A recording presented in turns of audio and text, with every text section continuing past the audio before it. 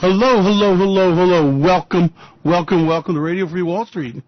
And today's show is a little different. I want to talk to you about the Fanatics. Yeah, we live in a world full of fanatics, and I always get nervous when I see more and more fanatics take over. Now, I don't give a damn how crazy somebody wants to be. I really don't give a shit. Just kind of like leave me the hell alone, you know? But what is it about these fanatics that they want to tell you what to do, how to live, where to go? I mean, I just find it amazing. It's like, go away already. Leave me alone. You want to do whatever you want to do, just don't bother me and have a party. But no, they got to mess with you. And the fanatics that can be the most dangerous of all, the religious fanatics, okay? No matter what the religion, okay? And I think all the world's religions have gone through stages of fanaticism. And it seems like that's on the rise as we speak today. I mean, you know, the Middle East, is that not all religious fanatics? I mean, Iran? I mean, men with long beards and robes doing crazy shit? And these fanatics, as they rise in power, have a devastating impact on their countries and on their populations. And we have seen the fanatics with this movement that has been pretty much put down. I'm afraid his remnants will be with us a long time. And when you see the rise of the crazies, beware, be cautious. It's an infection. What is it that people who do the most horrible things and do in the name of God? And I think every religion has been guilty of it at some point. Huge torture and abuse of their fellow man in the name of God and doing things that weren't valid and weren't justified. Now, we live in a world now where people are becoming more polarized, and because of communications, people can find each other and form these social systems. I mean, this has been recruiting bombers and assassins and people who drive cars into crowds over the internet. Now, there's been a phenomenon that's been going on here about 3 years, and that's in Turkey. Now, Turkey is an amazing country in a lot of ways. Let me tell you a story. I was there on a trip, and we were anchored. And there was a guy scuba diving and on a small cutter catch rig. And he dug up this clay pot, and he had on the back deck of his boat, and he was hosing it off, getting the mud out of it. And all of a sudden a patrol boat came, and they sent him out like a pile of shit. We watched them beat the shit out and drag him out and take the clay pot and take the guy off, and they came for the boat, and we understood that what happened was he was diving, he found this pot, and that's antiquities, and you're not allowed to disturb it, and that I understand he was facing a lot of time in jail. You know, it's like, and after a few trips to Turkey, we decided, including driving through it, we decided that was definitely a no-go for us. The civilization has barely been established. And I was amazed as NATO took Turkey in. Thought it was stupid. And even more amazed as Turkey was about to be taken into the European Union. But what happened was the government changed, and the rise of the fanatics, which forever marched backwards, took over. And in recent years, we've seen tens of thousands of people purged by the regime. And we've seen horrible things go on. And the Turkey economy has been suffering. Well, it finally bubbled over because anybody with a brain has been taken out of it. You know, countries need bureaucracies. And one of the mistakes we made in Iraq was we toppled the bureaucracy. We toppled the command and control structure of the military, and there weren't any qualified people to fill those posts. Now, the situation in Turkey is that the guy who runs this place is a nutcase. He's a dictator and fanatic. And he's driving the country off the deep edge for sure. Now, another part of this thing that you need to understand, that is that we have our fanatic. I'm hard-pressed to call Donald Trump a religious fanatic, but I don't know. Who knows what lurks in the minds of the insane? And Donald Trump's definitely insane. So Turkey is seeing its currency collapse. Erdogan, the dictator-elect, said they have their dollars and we have our God. And that's as Donald Trump started putting sanctions against them over some preacher they arrested. And so we now have a trade war that has broken out into what is an economic calamity. And my point is that how fast fanatics can get things to spin out of control. The collapse of the Turkish lira was a result of the fears of U.S. sanctions for an already fragile economy. And what people don't seem to understand, especially in the Trump administration, is that the global economy is interconnected. Banks loan money to each other. They make structured debt that includes debt from all over the world. And they put these huge bundles together, and when you start ripping apart trade deals, when you start putting on sanctions, you don't understand the consequences because there's no way of knowing how all the pieces interconnect. You understand?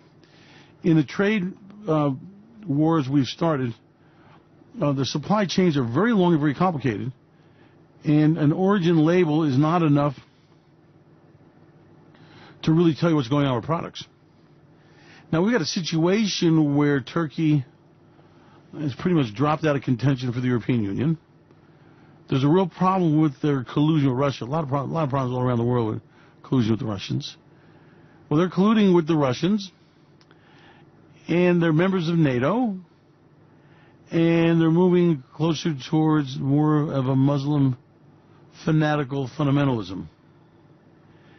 And that's isolating them from Europe. But on the other hand, as they were trying to move them more to centrist Europe, the banks loaned into Turkey businesses somewhere north of $4 trillion in U.S. dollars. So as a currency collapse, obviously their chance of paying that back is zero and none. And you now have the Turkey economic crisis, which is banging into the Greek economic crisis, which started in Cyprus, which is a little nothing backwater island. And from there, it is spilling over into Italy, because guess what? The Italians have had century-long relationships with Turkey, going back to the Ottoman Empire, and huge, huge amounts of debt from Turkey, dollar-based, are in the structured paper that is in the Italian banks, which are already going broke. So what have you done? Well, you kind of had a patient on life support systems, and now you've taken off the heart monitor, ripped out the oxygen lines, and the heart pump has been disconnected, and the patient is flatlining. So we are now seeing the next round of the global debt wipeout, and it's growing and growing and growing. You want to hear the hell of it is? It's all because the religious fanatics have taken control. I mean, when you're looking at what's gone on in Saudi Arabia with the torture centers, I mean, that's some crazy shit. I mean, we're talking barbaric. And this is getting to be the norm in many places of the world. Don't worry, the United States had its torture center too, in Guantanamo Bay. And I don't want to argue about the feasibility or whether it's proper for a great democracy to be engaged in that stuff, because again, that gets into I don't give a shit. This is about you surviving with your finances, okay? This is we have no longer the luxury of being able to debate these issues. We have fanatics in our government. They have fanatics in their government. And a lot of places have religious fanatics, and that gets even more dangerous when they believe that the evil they're doing in the name of God. And I'm sure God does not approve. But, I want you to be aware that dangerous times are coming, that the zealots, be them religious or not, are rising, and extremism. I mean, people are getting in fistfights in restaurants whether they support Donald Trump or have a Trump hat on or T-shirt. I mean, there's some crazy shit as the politicians globally and the religious fanatics whip the global populations into a frenzy. Now, there's a side of this thing that's good and there's a side of the thing that's bad. It's always bad to have religious fundamentals destroying the world, but, you know, the good part about it is There's a lot of money to be made in stupid. And from the torture centers of Saudi Arabia that maintains its power only by its secret police and the horrors they commit, to the police state that is the Iranian theocracy, which again is hell-bent on building nukes so that in the name of God they can light up the sky with a mushroom cloud. Think about that. Some crazy shit. Where was the part where they said some prayers and, ate crusty bread and stayed in dark rooms, not speaking to other people? I mean, let's get back to the good old days. So we are seeing the rise of these crazy people doing crazy things, and it is spilling over to our economy. In other words, contrary to Donald Trump's feeble interpretation of what's going on there, it's a global economy. And like it or not, economies are connected. And whether it's apparent or not, the connections are complicated. And when you pull on one end of the string, you don't know where that string goes. Okay, really, it's really, from a trading standpoint. Listen, let's look at it just from structured debt, okay, and instruments. There is no way of knowing what debts banks hold, okay? I'll give you an example. China has massive debts, the biggest debt creator in world history. And they will have the biggest default, as we've warned you about for many years. China is a totalitarian state. There is rule of law, but it's very questionable about whether there's fair rule of law. The problem with China is they're maintaining they have a 6.5% GDP growth rate. I'll kiss your ass if it's over 2. Donald Trump wants you to believe that U.S. GDP growth rate is north of 4. I'll kiss your ass if it's over 1. So what you have is a proliferation of fanatics and liars manipulating the system. The problem is that you have inward investment and outward investment, and the world is tied together with people who don't even know it. They might be sitting in Iowa and not realizing their savings has been loaned out to a steel company in China, one of the very steel companies that the U.S. is issuing sanctions against. So, and as we start this tit-for-tat trade war, I want to remind you that a lot of the companies that are manufacturing those cars in Mexico are owned by U.S. car companies. So what we've got is a walk on the crazy side. Donald Trump has started these trade wars, and no one knows where they blast off to or where they end up, okay? They just keep growing and getting uglier and uglier by the day.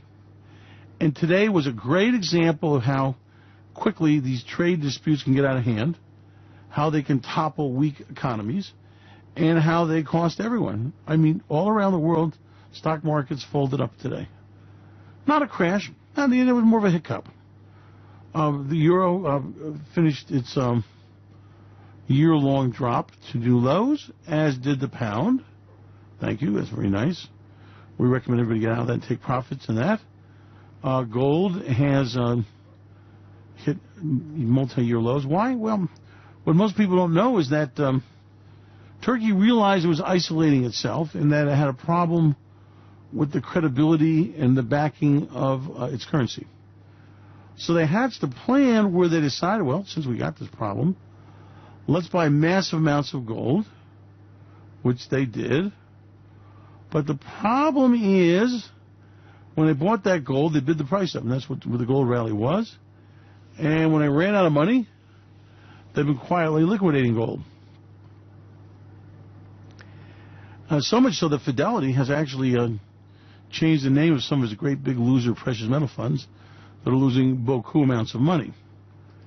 All because of the rise of the fanatics, all because of extremism. And in the case of Turkey, they were about to emerge. They were a hop, skip, and a jump away from being a world-class economy. Joining the euro would have been a boom for the businesses. There were some issues about the Schengen Agreement about the movement of people, but they were working it out. It would have helped their banking system. It would have gave their companies and their factories, and there are a lot of them, access to the markets of Europe and beyond. And they threw it all away because some crazy shit, fanaticism that, based on what they're supposed to do in the name of God. They purged the press. They purged business. They purged the bureaucracy. They purged the military. I mean, they really went crazy. And now, well, they're about to have a collapsed economy. And the problem is that the collapse of the Turkish economy will not be limited to Turkey. The spillover effects are already being felt in Europe.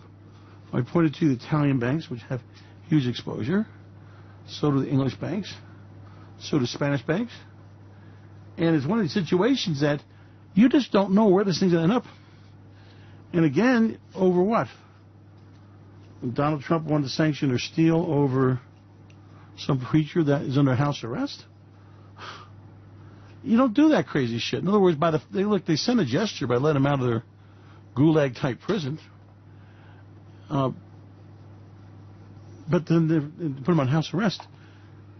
But the demand the unconditional release is just not how you do it. You see, the problem is that when you get fanatics, they meet, and they often destroy themselves over stupid shit. In other words, it's like, what are you doing? What are you arguing about?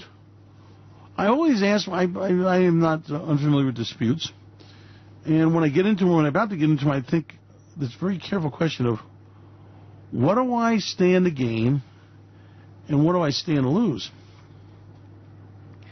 And if I can't stand the loss, then I can't risk the gain.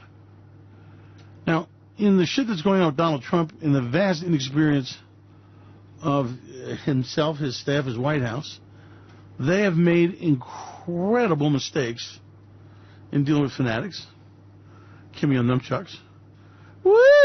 Oh, he's my bitch now. Kimmy walked me and said, "What an asshole president."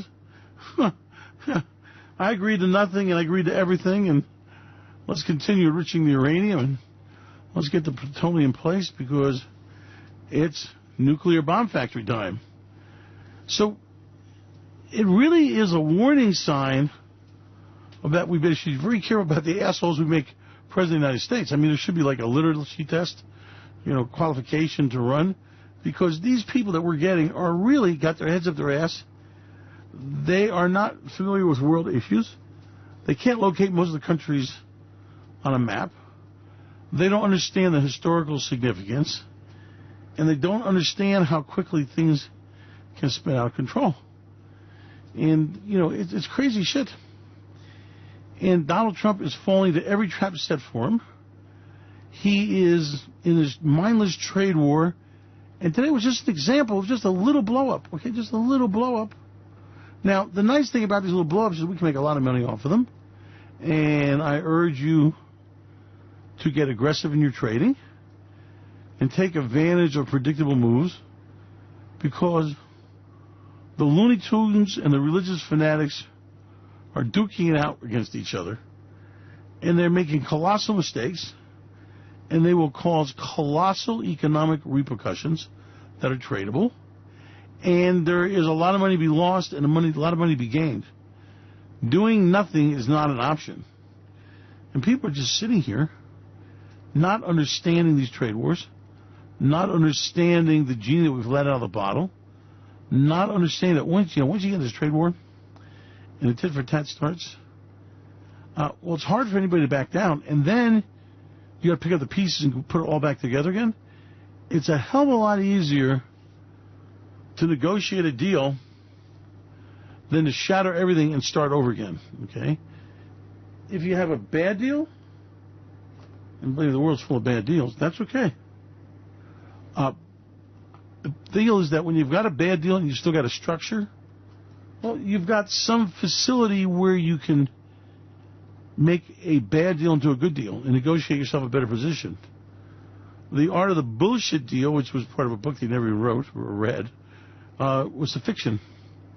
And the art of a deal is negotiation. It's sides talking. It's compromise, because nobody gets what they want. Donald Trump has walked away from many good immigration deals because they didn't give as much money as he wanted for the wall. Now he's got nothing for it. So you have a lot of really sick, stupid-ass people who do not have a grasp of the issues, do not understand the sensitivities and the fragility of many economies around the world, and they're pushing things to the limit. Instead of having people acquiesce, they're getting up on their hind legs and saying, bullshit, we don't care because you have your dollars and we have God. Now, when you start getting negotiations to the point where people believe that they're acting with knowledge at the request and behest of God, that's when strange shit really happens, okay? So, thus said the Lord, the three most dangerous words in the English language. And it's a time where, in desperation, people seeing their traditional lives destroyed, it's a time where it's the rise of the fanatics. And these fanatics are getting people doing crazy shit. And then in response to the crazy shit the fanatics do, the governments respond, they become fanatics. And now you have a whole escalation to where you're reducing cities to rubble. You are eliminating civilizations and cultures that exist for thousands of years. You are moving into a world that could very easily spin out of control. And with the devastating weapons that exist, annihilation is very much a possibility. All because of religious fanatics, stupid-ass trade policy, the lack of talking with your enemies and negotiating. And I've always said I'll stay in negotiations as long as they can. As long as we're talking, there's a chance. Once people become polarized and they stop talking to each other, that's when ugly things start to happen, and we are on the verge of that. Donald Trump's got some big problems. He's told some big lies. Turkey has got some big problems. They've got religious cuckoos running the country. Iran is under the curse of the Ayatollahs. It will take a long time for the Iranian people to rise up and take back their country and their lives and their freedoms. It's a horrible place we are in, and a horrible price to pay. Because when you let your leader throw away truth, then truth becomes a luxury, and it becomes a luxury you don't have. And if you run a world on lies and on religious persecution and fanatics, it becomes a very ugly world indeed. One much poorer, one more violent, one that easily can get out of control. Turkey is a great example of how this crazy shit has escalated. We're now threatening major European banks in this thing. We are changing currency valuations. We are changing the flow of money and loans. We are opening up a Pandora's box, and we don't know where this is going to go. Now, I warn you again, you would be shocked at how many banks and financial institutions are in trouble with the wipeout of the currency and the wipeout of the Turkey economy.